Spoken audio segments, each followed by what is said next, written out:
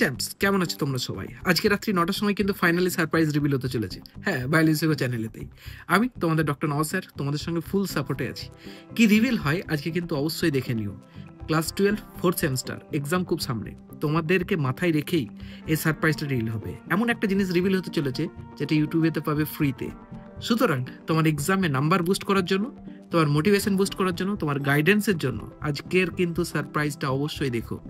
রাত্রি ৯টার সময় বায়োলজিক্যাল চ্যানেলেতে সবাই চলে আসবে। আর তোমাদের রেগুলারলি যেমন ক্লাস চলে সেই ক্লাস তো চলবে। এমন জিনিস পাবে পশ্চিমবঙ্গে হয়তো কেউ এটা প্রোভাইড করেনি বা তোমাদের জন্য এটা কেউ ভাবেওনি।